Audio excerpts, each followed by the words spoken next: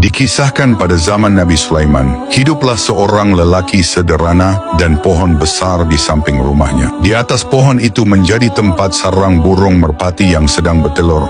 Pada suatu hari, istri dari lelaki itu menyuruhnya memanjat pohon itu untuk mengambil telur merpati agar dijadikan makanan untuk anak-anak mereka. Lelaki itu pun menuruti kemauan istrinya. Kemudian lelaki itu memanjat pohon tersebut dan mengambil telur merpati itu. Selepas kejadian itu, induk merpati yang kehilangan telurnya. Ia pun langsung mengadukannya kepada Nabi Sulaiman tentang kejadian itu.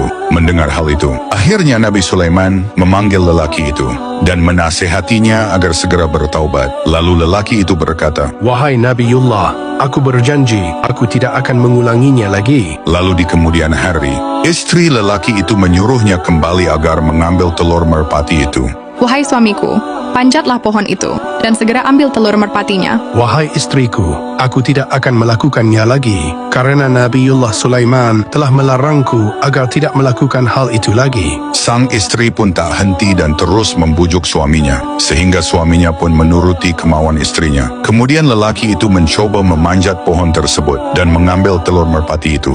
Lalu induk merpati kembali mengadukan hal tersebut kepada Nabi Sulaiman. Mendengar hal itu, Nabi Sulaiman pun marah. Kemudian Nabi Sulaiman memerintahkan 2 jin untuk menjaga pohon itu. Lalu Nabi Sulaiman berkata kepada jin tersebut, "Jika lelaki itu terus mengulangi perbuatannya, jatuhkanlah ia dari pohon." Setelah mendapat perintah dari Nabi Sulaiman, kedua jin tersebut bergegas pergi dan melaksanakan tugasnya. Setelah beberapa waktu, induk merpati itu bertelur lagi. Kemudian lelaki itu segera memanjat pohon. Belum sampai di atas, tiba-tiba datanglah seorang pengemis mengetuk pintu rumahnya. Lelaki itu pun segera turun dari pohon. Lalu ia mengambil sepotong roti dan memberikannya kepada pengemis itu. Setelah itu, ia kembali memanjat pohon untuk mengambil telur merpati. Saat kedua jin itu telah bersiap untuk menangkapnya dan akan menjatuhkan lelaki itu dari pohon. Namun tiba-tiba Allah mengutus 2 malaikat.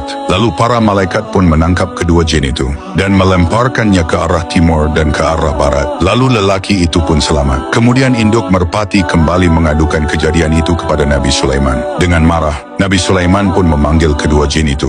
Lalu jin itu berkata, "Wahai Nabiullah, sebelum lelaki itu menaiki pohon, ia telah bersedekah memberi sepotong roti untuk pengemis. Namun ketika kami akan menjatuhkannya, tiba-tiba Allah mengutus 2 malaikat, dan para malaikat itu melemparkan kami." Mengetahui hal tersebut adalah kehendak Allah Subhanahu wa Ta'ala. Nabi Sulaiman pun tak bisa berbuat apa-apa dan pasrah menerima kehendak Allah.